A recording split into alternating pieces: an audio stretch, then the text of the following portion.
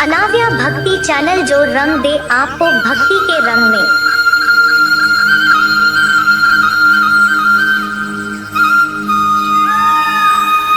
Hello दोस्तों, आपका स्वागत है हमारे YouTube चैनल पर। आज मैं फिर लेकर आया हूँ एक बहुत ही इंटरेस्टिंग वीडियो। आज के इस वीडियो में हम महाभारत से कुछ जुड़े हुए तथ्यों के बारे में जानेंगे।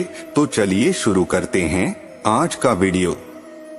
महाभारत में द्रौपदी चीरहरण की घटना ऐसी है जिसका आज भी उल्लेख होता है तो मानवता शर्मसार हो उठती है।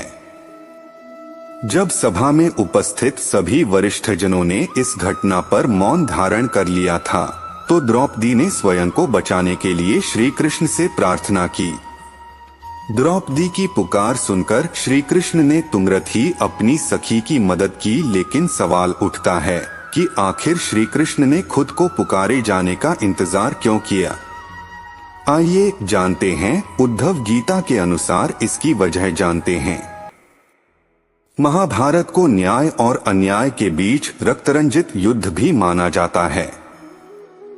कौरवों ने पांडव बंधुओं पर अनगिनत अत्याचार किए, लेकिन इन अत्याचारों की पराकाष्ठा थी द्रौपदी का चीरहरण।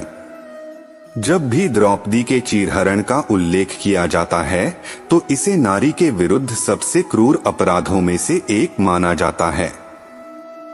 द्रौपदी के चीरहरण की निंदनीय घटना के बाद श्री कृष्ण ने पांडवों को न्याय प्राप्त करने के लिए युद्ध का मार्ग दिखाया। श्री कृष्ण ने युधिष्ठिर, अर्जुन, भीम, नकुल और सहदेव को युद्ध की अनिवार्यता समझाते हुए कहा था कि अब युद्ध का प्रश्न केवल संपत्ति, राज्य या फिर अधिकारों तक सीमित नहीं रह गया है, बल्कि अब प्रश्न नारी अस्मिता और मनुष्य के प्रति हिंसक व्यवहार का भी है। इस अपमान का प्रतिशोध युगों युगों तक एक सबक की तरह स्मरण किया जाएगा। इसलिए युद्ध करो पार्थ श्री कृष्ण के मार्गदर्शन के बाद पांडव द्रौपदी के चीरहरण का प्रतिशोध लेने के लिए कुरुक्षेत्र की रणभूमि में पहुंचे थे।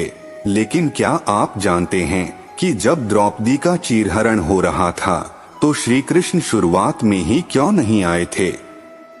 आइए जानते हैं, श्री कृष्ण ने द्रौपदी के बुलाने का इंतजार क्यों किया था।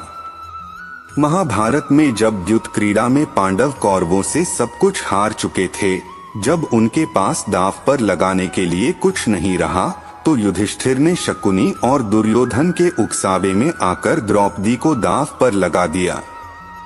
दुर्योधन के आदेश पर दुशासन द्रौपदी के बाल पकड़कर उसे घसीटते हुए सभा में लेकर आया। जब वहां द्रौपदी का अपमान हो रहा था तब भीष्म पितामह, द्रोणाचार्य और विदुर जैसे न्यायकर्ता और महान लोग सभी मौन होकर सिर झुकाकर बैठे थे। द्रौपदी का अपमान होते देखकर सभा में बैठे किसी भी वरिष्ठ जन ने इसका विरोध नहीं किया।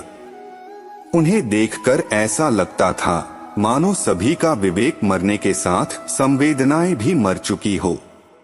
द्रौपदी ने दुशासन से खुद को छुड़ाने का बहुत प्रयास किया, लेकिन विफल रही। इस दौरान द्रौपदी बारी बारी से सभी वरिष्ठ जनों से बचाए जाने की गुहार लगा रही थी, लेकिन किसी ने उसकी सहायता नहीं की। उद्धव गीता या उद्धव भागवत के अनुसार श्री कृष्ण के मित्र और चचेरे भाई उद्धव ने द्रौपदी चीरहरण के विषय में श्री कृष्ण से कई ज्वलंत प्रश्न किए हैं। उद्धव गीता के अनुसार श्री कृष्ण के मित्र उद्धव पूछते हैं, हे केशव, जब हस्तिनापुर में द्रौपदी चीरहरण की इतनी विभत्स घटना घट रही थी तो आपने तुरंत जाकर द्रौपदी को क्यों नहीं बचाया? आपने द्रौपदी के पुकारे जाने की प्रतीक्षा क्यों की? अपने मित्र उद्धव का यह सवाल सुनकर श्री कृष्ण मुस्कुरा दिए और श्री कृष्ण उद्धव के सवालों पर मुस्कुराते हुए बोले, इस सृष्टि का नियम है कि विवेकवान व्यक्ति ही जीतता है, जो जीतने के लिए बुद्धि का प्रयोग करता है। दुर्योधन के पास युद्ध क्रीड़ा खेलने के लिए असीम धन था, लेकिन उसे युद्ध क्रीड़ा खेलने का विवेक नहीं था। इसलिए उसने अपने मामा शकुनी पर विश्वास करके उन्हें अपनी तरफ से युद्ध क्रीड़ा खेलने के लिए कहा। यह उसका विवेक से लिया गया निर्णय था। जबकि युधिष्ठिर सहित पांचों पांडवों को यह खेल खेलना नहीं आता था, लेकिन उन्होंने विवेक का इस्तेमाल नहीं किया और मुझे अपनी तरफ से खेलने के लिए एक बार भी नहीं कहा।